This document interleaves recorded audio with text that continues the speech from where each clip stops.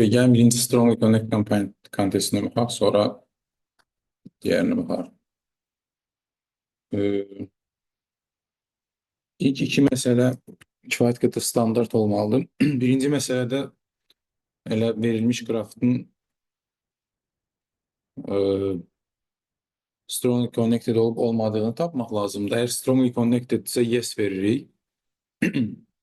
Değilsə elə iki dənə nod vermək lazımdır ki, onlar e, eyni komponentdə deyil.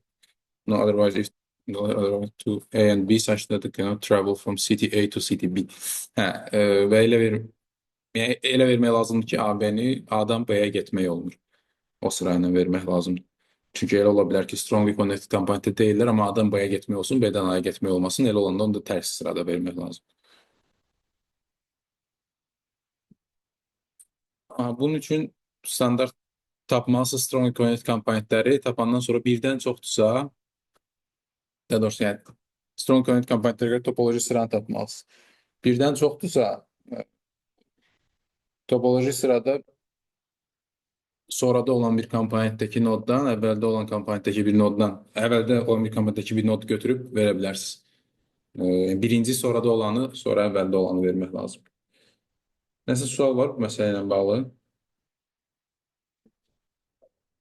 Topoloji sırada dediyim, yəni şeydir, komponentlərə görə olan topoloji sıradan söhbət gedir. Yoxsa normalda həmişə topoloji sıra olmaya bilər.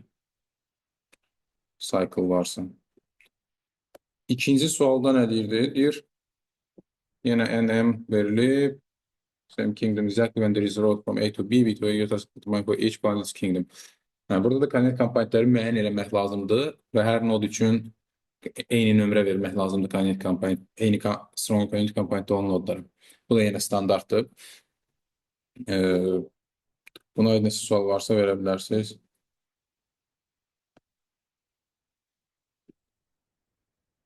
Okay, yoxsa ikisi üçüncü məsələ. Üçüncü məsələ dominoz məsələsi. Tam olaraq strong connect komponent tapmaq deyil əslində. Topological sorting ilə daha çox əlaqəlidir bu məsələ.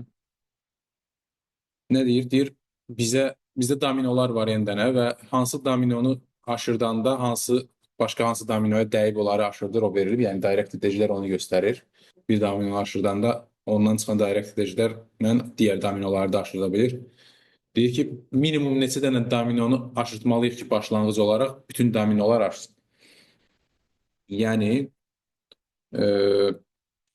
biz əslində verilmiş qrafı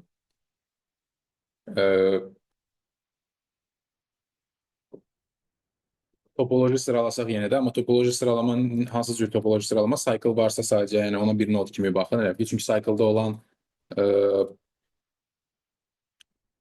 olan bir dənə şeyi aşırtsaz, hər şey aşacaq olsun. Bu deyək ki, bir komponentdir. Buradan bura var. Burada bir dənə ayrıca ola bilər. Buradan bura var. Bu arada buna condensation graf deyirlər əslində. Yəni siz qrafdakı strongly connected komponentləri tapıb onlara bir nod kimi baxsaz, ondan sonra yaranan qraf DAG olur. Yəni directed acyclic graf olur. Orada cycle olmur elədir. Çünki cycle'lar strongly connected komponentlərin içində olur. Onu qurandan sonra alınan qraf DAG-dir və əslində burada bu məsələdə bizim həll eləməli olduğumuz şey DAG-i topological sort eləyib, yəni o hər birinə bir nod kimi baxanda bu strong connected komponentlərin onu topological sort eləyib, burada daha sonra baxmaq lazımdır ki, bu sırada neçə dənəsindən DFS atanda hər yerə visit eləyə bilirik. Yəni o DFS-də elə bildiyiniz dominonu aşırtmanı elə bir simulate edirsiniz. Yəni birinci bu aşmayıbsa buradan DFS atırsınız. Hər şey önə doğru istiqamətləndiyi üçün buradan artıq optimaldır ki, bunu aşırda. Çünki bunu heç nə aşırtmır. Bunu aşırdandan sonra bunlar aşdı. Sonra növbəti aşmayan qalıbsa, demək məcbur oradan bu sırada onu da aşırtmalıyıq. Onu aşırdandan sonra aşanları işarələyirik. Və bu şəkildə prosesi simulate edə bilərik. Burada bu qrafın özünü əslində ayrıca qurmağa ehtiyac yoxdur. Çünki zaten topological sort eləsəz, normalda bu strong connect komponentlər hansı ki cycle var içində, bu ümumi qrafın topological sortingi yoxdur, amma topological sıra özü sizə lazım olan, yəni sırada verəcək bu nodlar. Yəni tutaq ki, belə bir şey varsa, buradakı qrafda bilmirəm cycle var. 2, 3, yox, burada cycle yoxdur. Amma məsələn belə bir şey varsa, tutaq ki, yəni 1, 2, 2, 3, 3, 1. Deyək ki, bir dənə 4-dən burada 3-ə olsun, bir dənə də burada belə bir şey var, 5, 6. Yəni məsələn, burada topological sıra əslində yoxdur, amma bizim çıxardacağımız sıra nə olacaq? Tutaq ki, 1-dən DF-yə satdıq, DF hara gedəcək? 2-yə, oradan gedəcək 3-ə. İlk prosesdən 3 çıxacaq, sonra 2 çıxacaq, sonra 1 çıxacaq. Sonra 4-dən atanda 4-dən 3-ə gedəcək, 3-də gedilib deyə artıq ora getmir, 4 çıxacaq. Sonra 5-dən atanda 6 çıxacaq öncə, 5-dən 6-ya gedir, sonra 5 çıxacaq. İndi əslində topological sıra olsaydı necə olmalı idi bizim sıramız? Bunun tərs sırasında. Yəni 5, 6, sonra 4, sonra 1, 2, 3 gəlir. Burada görə bilərik ki, 4-dən 3-ə var. 3. 4-dən 3-ə var. 1-dən 2-yə var. 2-dən 3-ə var, amma bir də 3-dən 1-ə var. Əslində topological sıra yoxdur, amma bizim istədiyimiz o condensation graph dediyimi, hansı ki, məsələn, buna bir dənə nod kimi baxanda, bunların hamısına bir nod kimi baxanda, ona nəzərən topological sıradır. Dolayısıyla bu sırada dediyim prosesi eləyəcəyik. Bir də buradan DFS atacaq. Bu ikisi vizit olacaq. İkinci DFS-i buradan atasıyıq. Buradan DFS atanda artıq 3'e gedəcək. Bu da özü strongly connected olduğu üçün 3-dən sonra 1-ə, 2-yə bunların hamısı visit olacaq. Dolayısıyla 2 dəfə DFS atmalı olacaq. Yəni 2 dənə də amino açmalıyıq burada. Bu məsələnin həlli aydındır hamıya. Kimə aydındır? Nəsə sual varsa verə bilərsiniz. Buna bənzər bir dənə məsələsində burada var idi. Eyni şeydə prosto qrafı tərsinə saxlayıb bu məsələni həll edirsiniz. Nasıl idi o? Desktop Flights idi, yoxsa Empire? Yox. Fire Safety idi, hə. Fire Safety-də ona bir dənə baxaq. Çünki o oxşardı bu məsələ ilə. Burada deyir ki, n dənə ev var və direct edicilərlə birləşib bu evlər və nə lazımdır? Yanğın söndürən maşın deyir, hər hansı bir yerə yanğın söndürməyə gedəndə yolları əks istiqamətdə də gedə bilər. Yəni əslində hərəkət olan istiqamətin əksinə də hərəkət edə bilər. Amma yanğını söndürüb qayıdarkən normal düzgün yollarla qayıtmalıdır. Və indi bizə deyir ki, biz bəzi nodlarda yanğın söndürən mərkəzlər qurmalıyıq. Hansı ki, eləməliyik ki, hər yerə yanğın söndürməyə gedə bilən maşın olsun. Daha doğrusu gedib qayıda bilən öz mərkəzinə, başlanğıc hansı bazadan çıxmışsa, ora qayıda bilən maşın olsun. Və mümkün qədər minimum yerdə qurmalıyıq bu yanğın söndürən mərkəzləri. Məsələn, burada bir dənə example verilib, belə bir qrafdırsa. Burada məsələn cavab 2-dir. 5 və 4 nömrəli nodlarda belə mərkəzlər qurub. Belə olanda hər yerə gedib gəlmək olur. Necə olur? Gedəndə çünki əks yollarla getmək olar. Məsələn, 5-dən 5-in özündə yanğın varsa zaten ora söndürmək olur. 2-yə getsək qayıda bilərik. Sonra 1-ə getsək qayıtmağa yolumuz var. 3-ə də getsək qayıtmağa yolumuz var. Amma məsələn burada 4-ə getsək 5-dən 4-dən qayıtmağa yolumuz yoxdur. Dolayısıyla məsələn burada 4-də də bir dənə qrup yanğın söndürən yer ki, yəni 4-də yanğın varsa onu söndürmək üçün buradakı mərkəzdən maşın göndərmək olar. 2-dən daha az yəni eləmək olmur bu example-da, amma 2 ilə mümkündür. Çünki 5-dən adi gördüyü bunların qalan hamısına getmək olur. 4-də özünə getsə kifayətdir. Amma əslində 4-dən də məsələn 3-ə, 1-ə, 2-yə gedib gəlmək olur. Belə. Bir neçə cavab olsa da hər hansı birini verə bilərsiniz deyir. İndi bu məsələ əslində bayaqki məsələyə dominoya necə oxşuyur?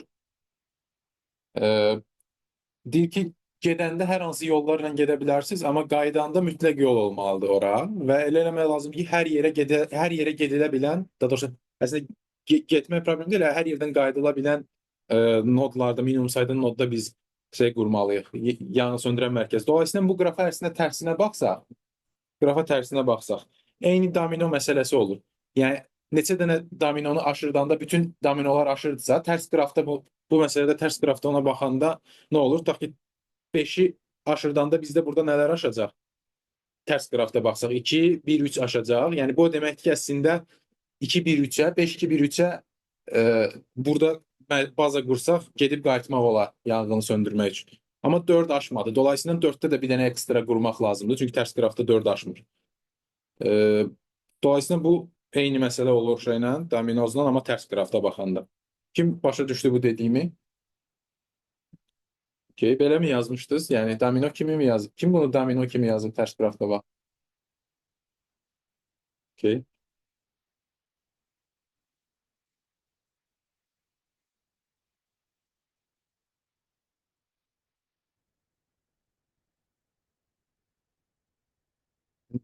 Diğer bir mesele Empire. Bu da aslında deyəsən biraz oxşardı.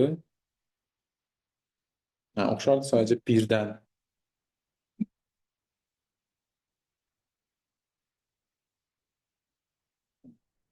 Ha, burada deyir ki, bizə yəni directed graph verilib. Bir nodundan hər yerə gedə bilmək istəyirik. Hər yerə ola bilər ki, hal-hazırda gedə bilməyək. Hər yerə gedə bilmək üçün minimum neçə dənə directed edge əlavə eləməliyik qrafa. Onu tapmağımızı istəyir. Ee, Burada da əslində qrafı yenə topological sort eləsək, bir növ, yəni condensation qrafı topological sort eləsək,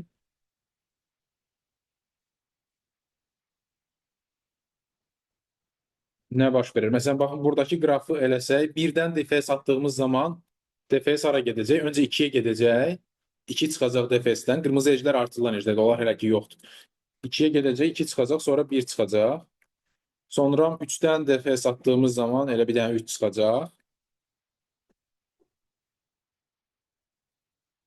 Sonra 4-dən atdığımız zaman deyək ki, öncə 5-ə getdi. 5 çıxdı, sonra 6-ya getdi. 6 çıxdı, sonra 4-ün özü çıxacaq. İndi tərs sırada baxsaq, bu bizdə topological sıra olacaq. 4, 6, 5, 3, 1, 2. Burada önəmlidir ki, DFS-i birdən başlayaraq atasınız. Yəni birinci DFS-i birdən atmağımız önəmlidir. İndi deyəcəyim həldə.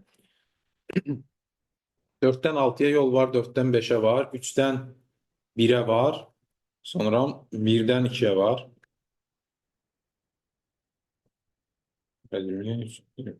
Okey. Aha, indi bu məsələ yenə domino məsələsinə bənzərdir, amma 1-ə gəlib çatana kimi. E, Yəni baxın, burada topoloji sırada hal-hazırda 4 gəlir. Biz hal-hazırda 4 gəlirsə, 1 hələ ki gəlməyibsə, bu nə deməkdir? Demək ki, biz 1-dən 4-ə gedə bilmirik. Çünki topoloji sırada 4 1-dən öndədir və biz DFS-i başlayanda birinci 1-dən atmışdıq. Əgər 1-dən 4-ə getmək olurdusa, onda 4 bu sırada daha öndə çıxardı, elədir. Daha öndə durardı. Dolayısıyla tərsinə fırladanda bu sıranı 4 1-dən sonra gəlməli olardı. Amma 4 hal-hazırda 1-dən əvvəl gəlibsə, bu demək ki, 1-dən 4-ə getmək olmur. Onda demək 1-dən 4-ə getmək olması üçün bir dənə naziyəcə artırmalıyıq 1-dən 4-ə. Burada 1 sayırıq. İndi buradan DFS atdıq, paralara getmək olsa daha 1-dən 4-ə birləşdirəndə oralara getmək olacaq. 6-5 okeydir. İndi növbəti 3 gəlir. 3 də yenə 1-dən öndə gəlibsə, demək 3-ə də gedə bilmirik 1-dən. Onda burada ikinci bir ecəyə ehtiyacımız var. Buradan da DFS atandan sonra artıq hər yerə getmək olur. Amma e, deyək ki, belə bir situasiya olsaydı, bu example-da onu görmürük, amma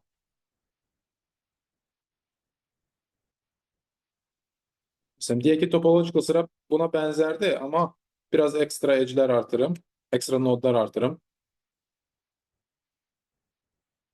Ya da deyək ki, belə bir şeydir. 3, 2, sonra burada var 1, 7 mesela. Topological sıra belə alınıbsa qrafımızda, onda buradan atdıq bir dənə lazımdır. Buradan atdıq 2 dənə lazımdır. Birin özünə gələndə artıq əgər 1-dirsə unvisited olan nod onu saymırıq. Yəni oradan çünki o tərəfə atdığımız DFS, yəni o komponentin özünə zaten 1-dən başlayırıq deyə gedə bilər. Yəni burada 3-ü saymırıq. Bu case-də ona o hal yaranmırdı. Bu şəkildə əvvəldə qalan unvisited nodları hər dəfə saymaq lazımdır DFS atdıqca. Bu məsələ ilə bağlı nəsə sual varmı?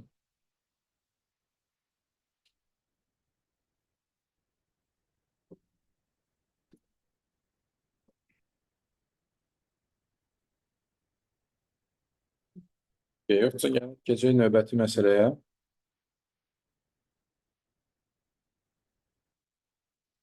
Whites məsələsi. Bu əslində sadə məsələdir. Ekstra bir dənə binary search eləyə bilərsiniz məsələdə. Bizə nə deyir? Deyir ki, n dənə close function n dənə var. As delayed map of on this map, you market the fuel consumption of the flight between any pair of cities. N dənə şəhər var. İstənilən iki şəhər arasındakı uçuş üçün nə qədər yanacaq lazımdır, o verilir bizə. Və indi bizə deyir ki, bir də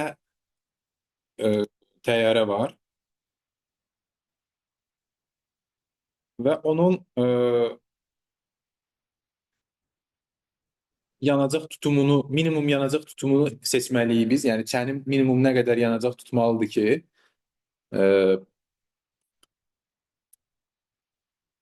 istənilən bu verilmiş qrafda istənilən noddan istənilən noda getmək olsun. Yəni və ya istənilən şəhərdən istənilən şəhərə getmək olsun. Yəni məsələn example-da nə verilib? Əslində normalda istənilən şəhərdən istənilən şəhərə yol var, amma məsələn tutaq ki 1-dən 2-yə birbaşa uçuşundan uçursunuzsa 10 yanacağa ehtiyac var. Və çatdığı məsələn bir şəhərdən başqa şəhərə belə də uça bilərsiniz. Tutaq ki 1-dən 2-yə dolayı yolla da məsələn uça bilərsiniz. Tutaq ki 1-dən 3-ə uçub sonra 3-dən 2-yə uçmaqla. Əgər bu zaman yanacaq tutumu təyyarənin toplamına bərabər olmur. Yanacaq tutumu bərabər olur maksimum hansı uçuşdakı maksimum yanacaq lazımdır ona. Çünki hər hansı bir şəhərdə dayananda təzədən doldurmaq olar yanacağı deyir məsələdə. Dolayısıyla məsələn burada 1-dən 3-ə 12 var burada, amma tutaq ki 1-dən 2-yə uçub 2-dən 3-ə uçsaz 18, yəni 10 yanacaq tutumu ilə getmək olar ora. Okey, indi bizdən soruşur ki, istənilən şəhərdən istənilən şəhərə uça bilmək üçün minimum yanacaq tutumu nə qədər olmalıdır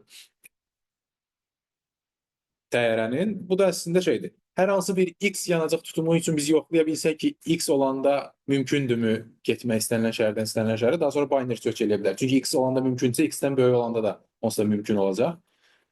Onda X olanda yoxlamağı necə eləyə bilərik? Əgər X olanda onda biz buradakı edge'lərdən hansılar ki X-dən kiçik bərabərdir, onları qrafda qoyacağıq. Hansılar ki X-dən böyükdür, onları qoymayacağıq. Çünki o edge'ləri getmək olmaz.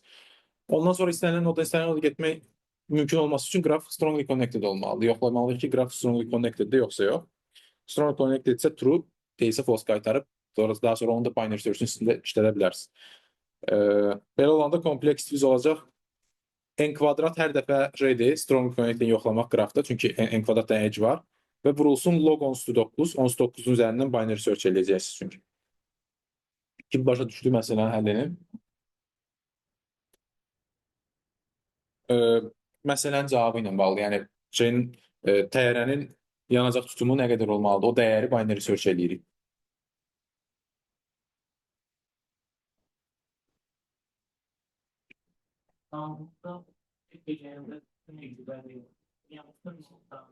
Çök eləyəndə əgər x hal-hazırda olsa mümkündürmü bunu yoxlamaq üçün sadəcə x-dən kiçik bərabər olan edge'ləri saxlayırıq qrafda. Yəni ki bu verilmiş edge'lərdən təzə bir qraf qururuq. Sadəcə x-dən kiçik bərabər olanları qoyuruq orada. Sonra yoxlayırıq ki o qraf strongly connected-dir yoxsa yox.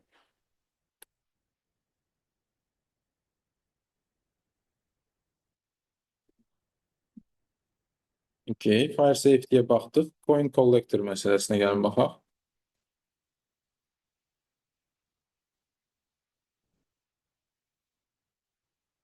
Mesela ne diyor? A game has n rooms and n tunnels between them. Each room has a certain number of coins. What is the maximum number of coins you can collect while moving through the tunnels when you can freely choose your starting and ending room? Yəni bizə bir dənə directed graph verilib. N noddan ibarətdir, M dənə də edge'dən. Başlanğıc nodumuzu da özümüz seçə bilərik. Hansı noddan başlayaq, hansı nodda bitirək onu da seçə bilərik. Və bu noddan o noda gedənə kimi keçdiyimiz path boyunca bütün nodlardakı hər bir nodda neçə qəpik var, o verilib bizə. Onları yığa bilərik. Toplam bir maksimum nə qədər qəpik yığa bilərik? Başlanğıc və son nodumuzu seçməyimiz bizdən asılıdır, hansını seçə bilərik. Məsələn, bu example-da nə var? Qraf belədir. 1-dən 2-yə yol var. Sonra 2'den de 1'e var. 1'den 3'e var. Bir de 2'den 4'e var. Və təbii ki, bir noda təkrar-təkrar gəlib oradakı qəpikləri hər dəfə yığa bilmirik. Bir dəfə götürə bilirik hər noddakı qəpikləri. Qəpiklərin sayı da belədir. Burada 4 dənə qəpik var. Burada 5 dənə var. Burada 2, burada 7 dənə. Məsələn, bu example-da optimal olar ki, 1, 2, 4-ü götürək. Yəni 1-dən başlayaq, gedək 2-yə, sonra 4-ə gedək. Belə olanda 16 yığırıq məsələn. Amma daha yaxşı, yəni daha yaxşısı olardı ki, buradakını da götürək. Amma elə bir pəs yoxdur ki, 4 nodun 4-ündən də keçsin. Yəni hər hansı bir yerdə başlayıb bütün nodlara gedə bildiyimiz bir pəs yoxdur. Okey, indi əslində bu məsələdə nə edə bilərik? Strongly connected komponentlərini çıxartsaq qrafın, onu çıxardıb sonra qalan edge'ləri qoyanda alınan qrafı nə deyirdi? Condensation qrafı. Yəni deyək ki, condensation qrafı qurdunuz və onu topological sırada sıralasaz. Məsələn, bu example-da əslində belə olar. 1 ilə 2 bir dənə strongly connected komponentdədir. Ona bir node kimi baxsaq. Oradan sonra burada nəyə yol var? 3 özü bir dənə strongly connected komponentdir. 4 də özü bir dənə strongly connected komponent. Və bu cür baxanda qrafımız artıq nədir? Dəqdir. Və topoloji sırası var. Topoloji sırada biz baxsaq qrafa, bir növ dynamic programming tətbiq eləyəcəyik bu məsələdə şeyi tapmaq üçün, cavabı tapmaq üçün. Məsələn, topoloji sırada birinci gələn nod, hansı ki bir neçə nodu əslində əhatə eləyə bilər, yəni bir dənə strong connect komponent. Ora üçün cavab nə olar? Yəni orada əgər hər hansı bir nodda bitirəcəmsə, bitirmə nodum orada hər hansı bir nod olarsa, ən yaxşı cavab elə həmən strong connect komponentin içindəki bütün nodların cəmi olar. Yəni bura üçün məsələn ən yaxşı cavabım 9 olacaq. Çünki bura gələ bildiyim başqa bir yer yoxdur. Başlayacağım nod elə özü bu komponentin öz içində olacaq və bu komponentin də hər yerinə gedə bilirəm deyə ümumi buranın cəmi olacaq 9. Məsələn, bu sırada, topoloji sırada deyək ki, bu nod, sonra bu gəlirdi, sonra bu gəlirdi. İndi bu nod gəlirsə, bu noda mən hardan gələ bilərəm? Daha öndə, topoloji sırada daha öndə gələn bir yerdən gələ bilərəm, elədir. Mən əgər tərs qraf saxlasam, hansı ki, ya da doğrusu, tərs qraf saxlasam ki, yəni bu noda hansı nodlardan gələ bildiyimi tapa bilmək üçün və ya bu komponenti hansı nodlardan gələ bildiyimi tapa bilmək üçün. Bu komponentin içindəki hər bir nod üçün ora gələ bildiyim nodlara baxacağam. Və ora gələ bildiyim nodlar üçün əgər cavabı artıq hesablamışamsa, yəni o komponent üçün, o komponentin cavabı üstə gəlsin bu komponentin cavabı ilə şey eləyəcəm, update eləyəcəm cavabını. Yəni o elə situasiya ola bilər ki, məsələn bir komponentə bir neçə fərqli komponentdən gəlmək mümkün olsun. Onlardan hansısa biri yaxşı ola bilər, hansı daha yaxşısı onu saxlayacağam. Bu situasiyada sadədir bir dənə komponentdəndir. Yəni burada məsələn 9-dan sadəcə 3-ə gələ bilərik, 9 olan komponentdən. Ona görə bura üçün cavab 11 olacaq, ən yaxşı. Burada 4-ə də buradan gələ bilərik, 4 noduna 7 üstə 9 bura üçün ən yaxşı 16 ola bilər. Sonda cavabımız bu komponentlər üçün hesabladığımız cavabların maksimumudur. Həmişə maksimum bilmirik hansı yerdə ola bilər. Topoloji sırada axırda gələndə olmaya bilər yəni. Məsələn, belə bir dənə situasiya düşünək. Deyək ki, bu bizdə condensation qrafdır. Bu bir dənə komponentdir. Buradan bura yol var, burada bir dənə komponent var. Burada bir dənə də komponent gəlib, hansı ki bu ilə bunun arasında yol yoxdur. Buradan da bura yol var. Sonra burada bir dənə komponent gəlir. Burada da bir dənə komponent gəlir. Buradan burada yol var. Buradan burada yol var. Bax, belə bir situasiya düşünək. Topoloji sıra tutaq ki, belə bir şeydir. Və burada məsələn buranın bu komponentin ümumi elementlərinin cəmi deyək ki 10-dur. Bu komponentin ümumi elementlərinin cəmi 12-dir. Bu komponentin ümumi elementlərinin cəmi 8-dir. Bura 7-dir, bura 3-dür məsələn. Onda optimal şey 12, 8, 7 bu olacaq. Məsələn, bura üçün, bura üçün cavabı hesabladıq 10 topoloji sırada. Sonra bura üçün gəlirik. Bura üçün cavabı necə hesablayırıq? Buranın öz cəmi üstə gəl əvvəldən bura gələ biləcəyimiz ən yaxşı cəm. Əvvəldən heç nə yoxdur deyə 12. Bura gəldiyimiz zaman bura üçün ən yaxşı cavab nədir? Əvvəldən gətirə biləcəyimiz ən yaxşı cəm. Hansı ki, burada başlayıb gəlmək daha yaxşıdır, nəinki burada. 12 üstə 8 bura üçün ən yaxşı olacaq 20. Sonra bura üçün ən yaxşı olacaq 20 plus 7, 27. Bura üçün ən yaxşı olacaq 20 plus 3, 23. Cavab görə bilərsiniz, topoloji sırada ən axırıncı gələn nodda da deyil. Məsələn, burada da başlayanda da ən başda gələndən başlamaq məsələn yaxşı olmaya bilər. Dolayısıyla yekunda biz bütün bu komponentlər üçün hesabladığımız və ya nodlar üçün hesabladığımız ən yaxşı cavabı çıxışa verməliyik. Kim başa düşdü həllini məsələnin? Implementation'a baxmaq istəyən varmı? Okey, gəlin baxaq onda. E, evet.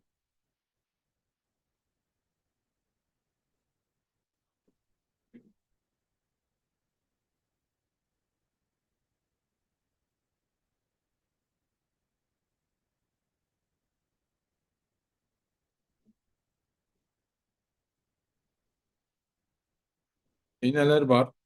Bu iki dənə standart DFS Strong Connect komponentin DFS-idir. Biri düz qrafda, biri tərs qrafda DFS satıb Strong Connect komponentləri müəyyən eləmək üçündür və düz qrafda yazdıqsa order'ı tapırdıq, topological order'ı.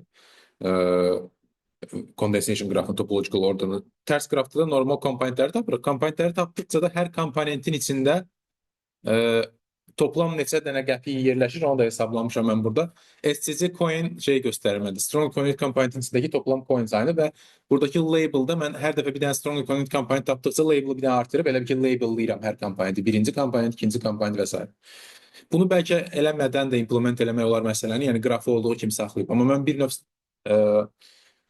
condensation qrafı arxada qura eləmişəm prosesi. Və hər bir nodun hansı komponentdə olduğunu compo V-də saxlamışam. Yəni V-nin olduğu komponentin label'ı nədirsə onu yadda saxlamışam.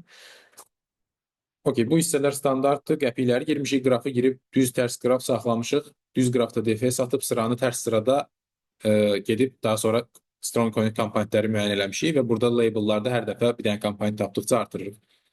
İndi daha sonra mənə lazımdır DP eləmək və bu qrafın üstündə DP eləyirəm elə ki, mən strong connect komponentlərə bir dənə nod kimi baxanda.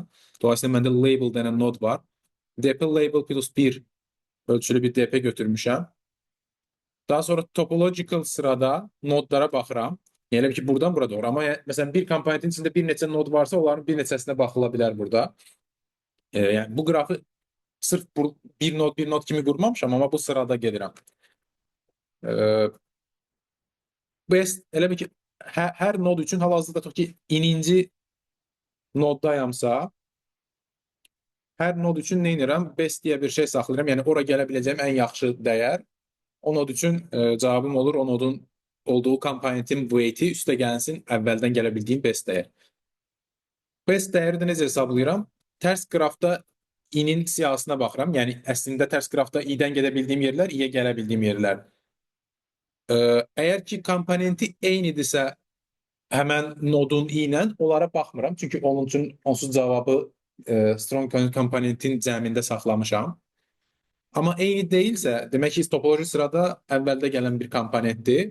O zaman cavabım besti həmən o komponent üçün hesablamış olduğum DP ilə update edirəm.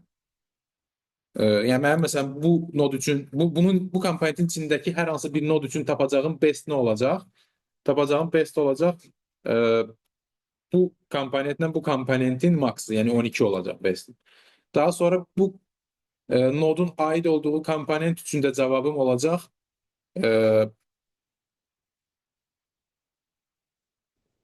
tapdığım best və bu komponentin cəmi. Burada əslində bir dənə şey optimize eləmək olar. Mən məsələn eləməmişəm. Bir komponent üçün hər hansı bir dənə noda baxdısa, o komponentin artıq digər nodlarını skip eləyə bilərsiniz. Yəni məsələn bu komponentin içindəki bir nod üçün baxıb bu komponentin cavabını mən hesablayıram. Gəlsə bu komponentin içindəki ikinci bir nod üçün baxıb hesablayanda yenə eyni cavabı tapacağam. Onsuz bir şey dəyişməyəcək. Orada istəsəz continue eləyə bilərsiniz, amma çox bir şey dəyişməyəcək. Yəni kompleksdə bir şey dəyişməyəcək deyə mən burada yəni ki eləməmişəm. Onu da necə eləyə bilərsiniz? Burada baxa bilərsiniz ki, artıq hər hansı bir i-nin aid olduğu komponent üçün DP sıfırdan fərqlidirsə, hesablanıbsa, onda continue eləyə bilərsiniz. Belə. Nəsə sual varmı?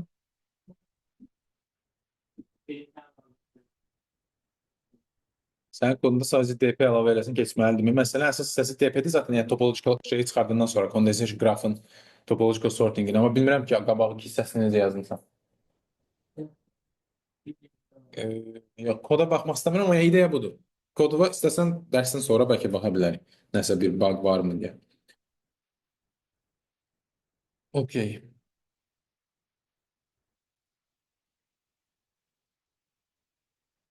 Oldu bir daha mesela H meselesi. H'e girişen oldu mu? Hiç kim girişmeyip H meselesine. Girişməmişsə o zaman baxmayaq. Özünüz baxarsınız, maraqlı məsələdir çünki. Sən girişmisən. Nə qədər girişmisən? Üstündə nə qədər fikirləşmisən? Hə? Hə, 15 dəqiqə azdır. Bir saat fikirləşsəydin baxardım. Maraqlı məsələdir. Əslində bu məsələ də yenə tam olaraq şey deyil. Strong point kampanya tapmaq yoxdur bu məsələdə. Amma topological sort falan tipli şeylər var. Hansı ki o da elə zaten strong point kampanya tapmağın bir hissəsidir də topological sort eləmək. Və maraqlı məsələdir. Yəni biraz ad hoc tipli məsələdir üstündə düşünməlisiniz. İdeya hissəsi maraqlı. Ona görə baxarsınız özünüz. Sonra kimsə sual olsa baxandan sonra baxa bilərik. Gəlin indi keçək digər kontekstə.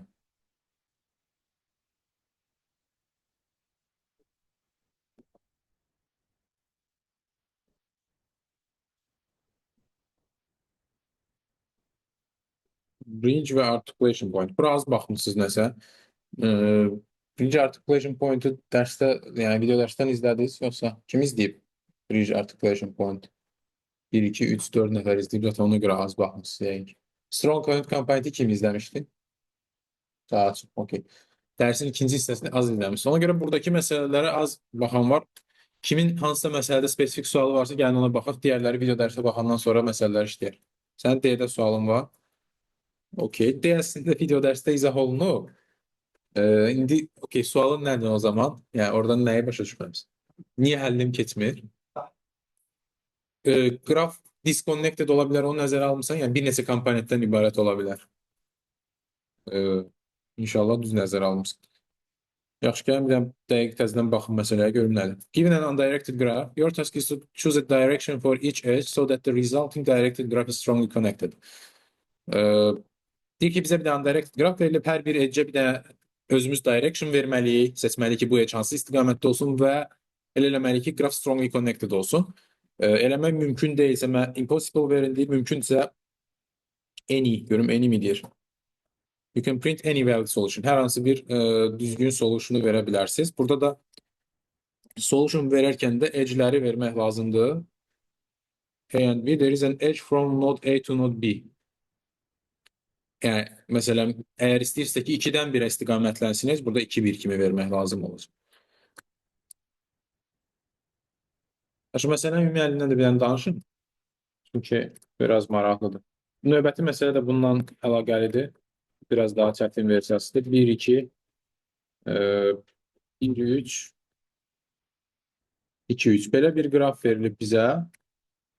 Bu qrafda aydın məsələdir ki, məsələn, belə istiqamətləndirsəm, strongly connected olar və yaxud başqa bir dənə tərs də eləyə bilərdim, fərqi yoxdur. Ümumiyyətlə, nə vaxt mümkündür, nə vaxt mümkün deyil halı şeylə bağlıdır. Əgər qrafda bridge varsa, mümkün deyil. Nəyə görə? Çünki belə düşünə bilərsiniz. Ta ki, burada bir dənə bridge düşünün. Burada bir dənə də cycle olsun, ta ki, 4, 5, 6. Bridge olanda ona görə mümkün deyil ki, bridge'in rolu odur ki, yəni bu tərəfdən bu tərəfə getməyin yeganə yolu bu bridge'dən keçməklədir və ya bu tərəfdən bu tərəfə. Dolayısıyla mən bu edge'in istiqamətini belə qoysam, bu tərəfdə olan şeylərdən bu yana gəlmək mümkün olmayacaq. Tərsinə də qoysam, bu mümkün olmayacaq. Yəni belə eləsəm də mümkün deyil, o cür eləsəm də mümkün deyil. Dolayısıyla bridge olan qrafda mümkün deyil. Bunu dəqiq görə bilirik, elədir. İndi bridge olmayan qrafda da əslində həmişə mümkündür. Bunun da isbatı var dərsdə. Ki bridge olmayan qrafda, mesela bridge'ləri tapılma algoritmində bir dənə DFS atırsınız, orada DFS tree deyilən bir şey olur. DFS edge'ləri, tree edge'ləri yaranır. Bir də back edge'ləri yaranırdı, əgər dərsə baxmışsınızsa. Oradakı tree edge'ləri yuxarıdan aşağı, back edge'ləri də aşağıdan yuxarı istiqamətləndirəndə isbat eləmək olur ki, həmişə əgər bridge yoxdursa qrafda, həmişə nədir? Elə eləmək olur ki, qraf strongly connected olsun. İndi yəni dolayısıyla bu məsələnin həlli nədir? Bu məsələ həlli odur ki, birinci tapmaq lazımdır ki, bu qraf ümumiyyətlə connected qrafdırmı? Belə bir şey də ola bilər. Yəni qrafda bridge olmaya bilər, amma qraf belə bir şey ola bilər. 1, 2, 3, 4, 5, 6. Burada bridge yoxdur, amma qraf özü disconnecteddir. Qraf özü disconnectedsə yenə də cavab impossible-dur. Çünki biz onsuz undirected qrafda hər yerdən hər yerə gedə bilmiriksə, directed-də də gedə bilməyəcəyik. Bu halda cavabın odur. Amma qraf ümumiyyətcə connected-sə undirected qraf olaraq, ondan sonra bridge tapma algoritmini tətbiq eləmək lazımdır. Bridge tapma algoritmini də tətbiq eləyərkən əgər bridge tapdıqsa cavab yenə impossible-dır. Bridge tapmadıqsa da həmən algoritmin öz içində biz zaten tree edge-ləri və back edge-ləri tapa bilirdik. Tree edge-lərin istiqamətini treedə elə bir ki V-dən to-ya gediriksə V-dən to-ya doğru verəcəyik. Back edge-lərin istiqamətini isə hal-hazırda V-dən to-ya, yəni yuxarıya qalxırıqsa yenə də elə V-dən to-ya verəcəyik, yəni geri istiqamətdə verəcəyik. Bu dediyim şeylərin nə olduğunu başa düşmək üçün video dərsin axırlarına baxarsan, yəni ikinci hissəsinə. Bunu eləyəndən sonra yəni məsələ okey olmalıdır. Bilmirəm, Fatih, sənin əlində bu şeyləri hamısını düzgün nəzərə almısanmı? Qısa koduma baxa bilərəm, amma bilmirəm, bağı indi tapa bilərik, yoxsa? Biri nə idi?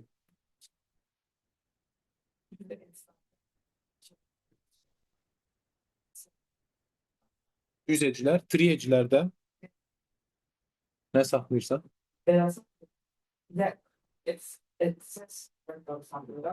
Orada çevirmek lazım geldi bazen. Olursa gibi.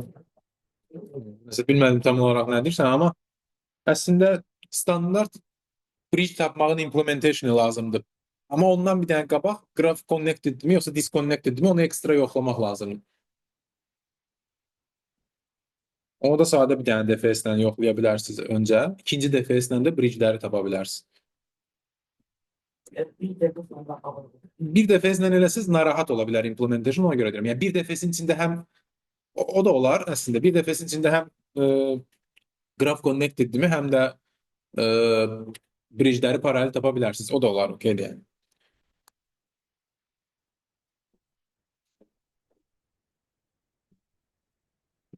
Okey, bir sonraki məsələ də bu ilə buna oxşardır, amma daha maraqlı məsələdir. Məsləhət görürəm ona baxmağı. Codeforce-dan olan bir məsələdir. Okey, gəlin o zaman indi neyləyin? Bir xeyli vaxtımız qalıb, fasilə eləyək və siz burada birinci Strong Economic Component'dəki H məsələsinə girişin, biraz onun üstündə düşünün. Daha sonra fasilədən sonra onu müzakirə eləyək. Əgər ki, çox vaxtımız olsa, Y-yə də girişərsiniz, onu da müzakirə eləyək. Tamam. Yəni 15 dəqiqə baxın bu məsələyə.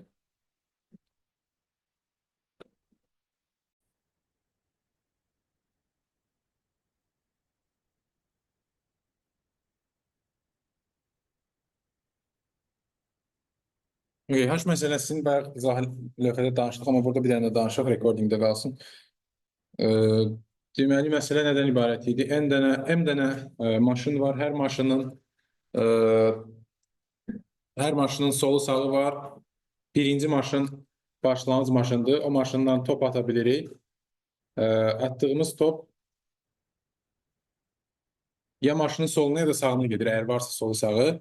Yoxsa solu sağı, daha doğrusu hər maşının solu sağı var, yekunda hər şey gedib sıfıra birləşir. Yəni topu birdən atırıq, yekunda toplar gedib sıfıra düşür.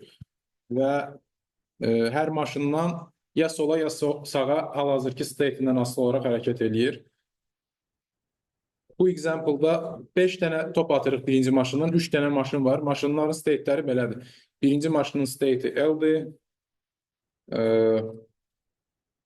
və solundakı maşın 2-dir, sağındakı maşın 3-dür. Yəni birinci atacağımız top buradan 2-yə gedəcək. Sonra ikinci maşın üçün state R-dir və 3 üçün L-dir yazaq. Onun sağı 0-dır, solu 0-dır, sağı 3-dür. Burada bir dənə 0 qoyaq. Bu bunun solu olsun. Düz sağa istiqamətlənir. Bu da sağı olsun. 3 nodunun da solu sağı hamısı 0-dır. Yekunda hər şey gəlib 0-a birləşir. Və məsələdə deyir ki, cycle yoxdur. Dolayısıyla bu birdən başlayan qraf, birdən atdığımız top garanti edir ki, gəlib 0-a çıxır və cycle-da yoxdur. Yəni, haradasa top cycle-a girib fırlanmır. İndi birdən deyir, n dənə top atsaq, sonda bunların state-i nə olar? Hər dəfə bir dənə top keçəndə bir maşından onun state tərsinə dəyişir. Deməli, Bir dənə top atanda buradan baxdıq ki, məsələn, bunun state'i L-dan R-ə dəyişəcək və başlanğıc state'i L-dir deyə hal-hazırda L-a gedəcək top. Top gələcək bura. Bura gəldi deyə bunun state'i R-dən L-ə dəyişəcək və bura gələn top hal-hazırda R idi state'i. Getməlidir R tərəfə. Burada gələn top bunun state'ini L-dan R-ə dəyişəcək və əvvəlki state'inə nəzərən gedəcək L-ə, sıfıra, gəldi sıfıra. Və gələrkən topun, yəni bu maşından state'ləri belə dəyişdi. R, L, R oldu. Təzədən ikinci bir top atılsa, buranın state'i təzədən R-dən L-ə dəyişir. Bu analizi özü üçün yazmaq əslində kömək edə bilər məsələnin həllini tapmağa. İkinci top burada hal-hazırda R-dir deyə bura gəlir. Bura gəldi deyə bu R-dən L-ə dəyişəcək və əvvəlki state'i R idi, R-ə gedəcək, R-də yəni sıfırdır deyə yəni top gəldi bura. Burada bir dəyişiklik olmadı. Niyə? Çünki ikinci top buradan gəlib keçmədi. Üçüncü top atılanda buranın state'i yenə dəyişəcək və bu səfər bayaqki situasiya baş verəcək əvvəldə. Yəni buradan gələcək bura. Buranın state'i L-dan R-ə dəyişəcək. Bura L-dir deyə bu səfər buradan bura gələcək. Artıq bura keçməyəcək. Top gəldi bura və bitdi. Dördüncü topu atanda bu yenə L-a dəyişəcək. Bura gələcək dördüncü top. Bura gələndən sonra bu R-ə dəyişəcək. Buradan da L-a gələcək, yəni sıfıra gedəcək. Beşinci topu atanda bu R-ə dəyişəcək. Beşinci top left-ə gələcək. Buranın state'ini L-a dəyişəcək. Buradan right-dir deyə bura gələcək. Buranın state'ini də left-ə dəyişəcək. Buradan da sıfıra gedir. Yekunda görə bilərik ki, R, L, L-dir. Yəni cavab R, L, L olmalıdır. Cavab R, L, L-dir. Biz bu prosesi bütöv simulate eləməyib, daha sürətli necə tapa bilirik. Görürük ki, əslində, məsələn, birdə bir dəfə bu yana gedir, bir dəfə bu yana gedir. Dolayısıyla n dənə topu paralel elə bil ki, göndəririk. Paralel göndərəndə deyirik ki, yəni hal-hazırda burada nə qədər top var, buradan nə qədər top gedib, ona DP desək, DP ilə işarə eləsək onu. Məsələn, DP bir başda deyirik ki, n-dir. Bütün digər DP-lər sıfırdır, hələ ki, onlara top gəlməyib. İndi n-dəki top, birdəki topların, hal-hazırda yığılmış necə top varsa, yarısı təqribən yarısı bura gələcək. Amma təkdirsə say, state L-dırsa L tərəfə bir dənə artıq gedəcək, R-dirsə R tərəfə bir dənə artıq gələcək. Yəni onu hesablamaq lazımdır. Dolayısıyla siz elə bir ki, hal-hazırda bunu birinci bu topoloji sıranı çıxartmalıyıq biz. Topoloji sıra bizdə belə olacaq. 1, sonra 2, sonra 3, sonra 0. Və əslində bu qrafı burada çəksəm, 1-dən 2-yə yol var, 1-dən 3-ə yol var, 2-dən 3-ə yol var. 3-dən 0-a 2 dənə belə yol var elə bir ki və 2-dən 0-a yol var. Və burada hal-hazırda 5 dənə top var. Bu 5 topun birin state'i L-dir deyə 3'ü bura gələcək. 3'ü bura. İkisi isə bura gələcək yekunda. Bunu hesablaya bilirəm. Daha sonra topoloji sırada bu nod gəlir. Bu nodda da olan topların 3 dənə top var. State'i nədir? Bunun başlanğıc R-dir. Onda tək olduğuna görə bir dənə artıq olanı R-ə gedəcək. 2-nin R-i nədir? 2-nin R-i 3 nodudur. Demək 2 dənəsi bu noda gələcək. Plus 2 edirik burada. Bir dənəsi isə sola gedəcək. Yəni 0-a gələcək. Buranın plus 1 edirik. Sonra növbəti nod topological sırada 3-dür. Burada neçə dənə yığılıb? 4 dənə yığılıb. 4 dənəsi yarısı sola, yarısı sağa gedəcək zaten. Tək cütdür deyə fərqi yoxdur onsuz da. Yəni 2 dənə soluna, 2 dənə sağına gəlirik. Solu da sağda 0-dır deyə zaten hamısı bura gəlir. Bura 5 olur. Yekunda burada onsuz n dənə yığılacaq. Çünki hər şey 0-a gəlir. Və hər bir nodda neçə dənə yığılmasından asılı olaraq onun state'i ya olduğu kimi qalacaq, ya da tərs dəyişəcək. Təkdirsə tərs dəyişəcək. Yəni bu təkdir deyə L idi, başda R olacaq. Bu təkdir deyə R idi, L olacaq. Bu cütdür deyə L idi, elə L-də qalacaq. Bu şəkildə state'ləri hesablaya bilirik. Bu məsələ həlli kim başa düşüb? Kiminsə sualı varsa verə bilər. Okay, məsələ həlli nə oldu deməli? Bu qrafı quracaqsınız belə, verilmiş hər şeyin L-i, R-i verilib, direct edəcəklər qoyacaqsınız. Sonra topological sıranı çıxardacaqsınız. Topological sırada da birinci nodun DP-sinə n qoyacaqsınız, qalan hər şey 0. Daha sonra bu sırada proses eləyib, yəni məsələn burada proses eləyəndə birin DP-sini yarısını sol, yarısını sağ çayında gələcəksiniz. Bir də tək olanda plus 1 hansı tərəfə getməlidir, ona nəzarət etmək lazımdır. Okey. Həllin kompleksi nə olur sizə?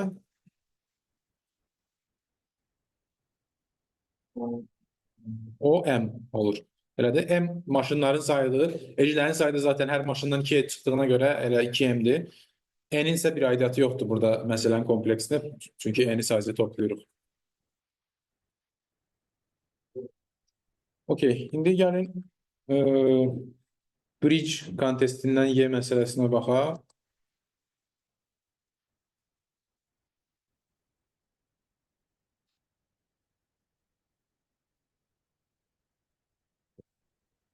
Bu məsələ D məsələsinin biraz daha çətinləşmiş versiyası kimi düşünə bilərsiniz. Məsələdə nə deyir? Deyir ki, bizə bir dənə undirected graph verilib və bu verilmiş undirected graph səhv eləmirəmsə connecteddir. There are n cities in Berlin, some pairs of which are connected by two-way roads, yani undirected olduğunu deyir.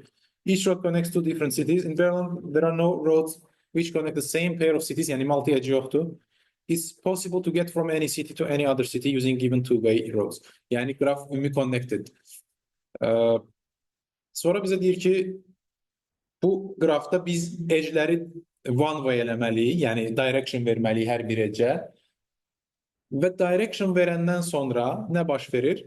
Hər bir noddan, hər bir i nodundan gedib çıxa bildiyimiz nodların sayını eri ilə deyir işarələyək. Biz elə eləməliyik ki, bu erilərin minimumu mümkün qədər böyük olsun. Yəni ki, hər nod üçün erini hesabladıq directionları verəndən sonra bu dəyərin minimumu maksimize eləməliyik. Məsələn, verilmiş example-a baxsaq, example biraz çətin ola bilər, amma 7 dənə nod var, 9 dənə edge var. Edge'lərdə bulardır. Gəlin bunu bir dənə çəkək şeydə, graph editorda.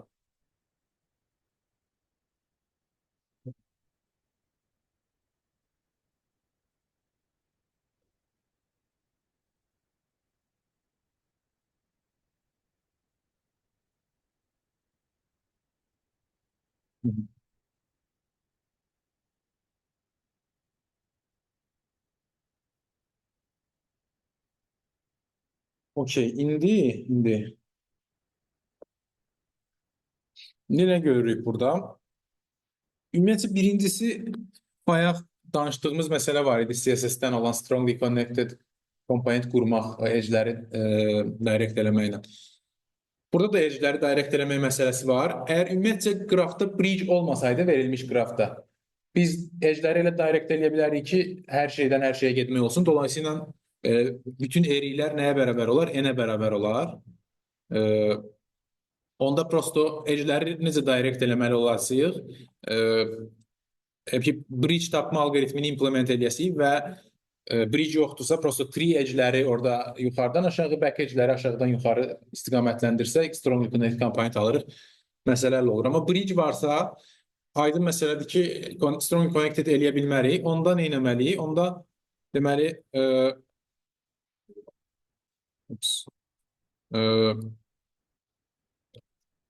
okey, onda belə bir şey eləyə bilərik. Yəni, bunu görüm götürə bilirəmmi?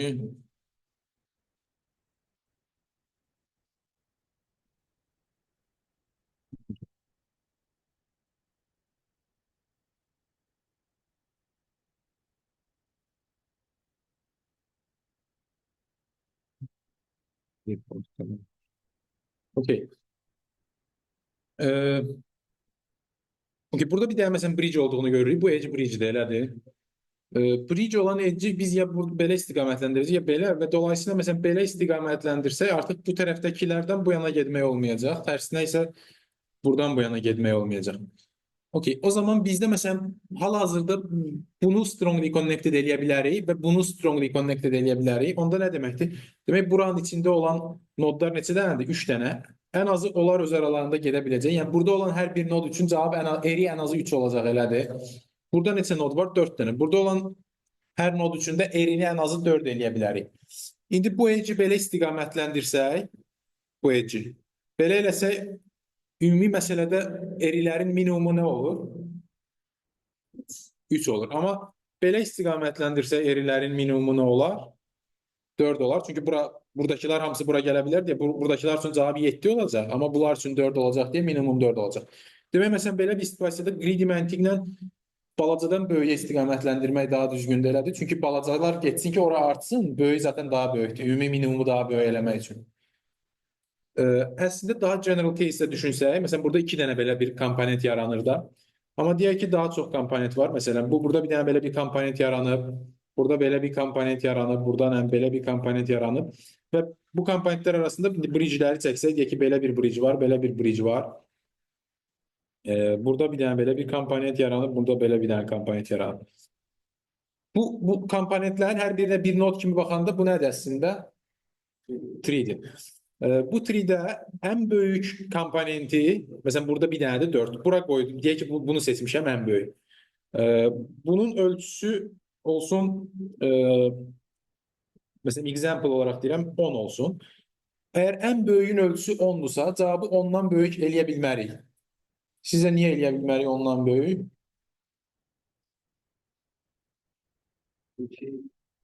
Cəmlərin altına atılırsa, sən optimal bir qoyarsan. Çünki məsələn ondan böyük eləmək üçün ən azı buradan çıxan hansısa edge bundan o buruna doğru eləməli. Ya bunu ya da bunu elədir. Onda elə də eləsək, yəni məsələn bunu bundan bura doğru eləsək, o zaman bu subtree-də bu tərəfdə olan hansınısa böyüdə bilməyəcəyik, hansı ki ondan daha kiçik bərabərdirlər. Onda cavab ondan böyük olmayacaq. Yəni məsələn bunu okey böyüdə bilərik, amma bunu böyütmək üçün bunu da yenə gərək hansısa bir aşağı tərəfə push eləyək. Onda onun aşağısındakını böyüdə bilmərik. Onda demək əslində logic nədir? Həmişə ən böyükdə root deyib tree-ni childlardan yuxarıya doğru eləmək edge. Elə eləsək cavabı həmişə ən böyüyün ölçüsünə bərabər eləyə bilərik. Zaten isbatladıq ki, cavabı ən böyükdən böyük eləyə bilmərik. Onda ən yaxşı hal elə cavabı ən böyüyün ölçüsünə bərabər eləsək okeydir. Onda da əgər hər şey buna doğru istiqamətləndirsək, onda hər şey ən azı bura gəlib çıxa bilir də. Hər şeydən bura gəlib çıxa bilir. Dolayısıyla bir də ən balaca gedə bildiyimiz şey eğrilər bu komponentin içində olacaq. O da bu komponentin ölçüsü olacaq. Onda demək məsələn həlli nə olur? Bu şəkildə bridge-ləri tapmalıyıq. Bridge-lərə əsasən tree qurmalıyıq bu şəkildə. Yəni bunların hər birinə bu komponentlərin artıq hər birinə bir nod kimi baxıb. Daha sonra o ən böyük komponent olan nodu root eləməliyik. O rooted tree-də DFS atmalıyıq və bu bridge-lərin elə bir istiqaməti bizdə rooted tree-də child'dan root'a doğru olacaq həmişə. Child'dan parent'ə doğru. Bunun içində bu prosesin əslində hamısını bilmirəm, bir dənə dəfəsdə eləyə bilməyəsiniz. Çünki birinci o size'ları hesablamaq lazımdır ki, ən böyüyü tapıb sonra orada root deyək. Ən az 2 dəfəs lazım olacaq. Yəni bir dənə dəfəs lazım olacaq bizə bridge-ləri tapmaq üçün. Bridge-ləri tapandan sonra ikinci dəfəs lazım olacaq bu size'ları tapmaq üçün. Bridge-ləri tapmağı bilirik, standart bridge tapmağı getmir. Bridge-ləri tapandan sonra bu size'ları sizə necə tapa bilərsiniz? Burada yaranan bu nod kimi dediyi baxırıq ümumi. Onların hər birinin size'ının nə olduğunu necə tapa bilərik?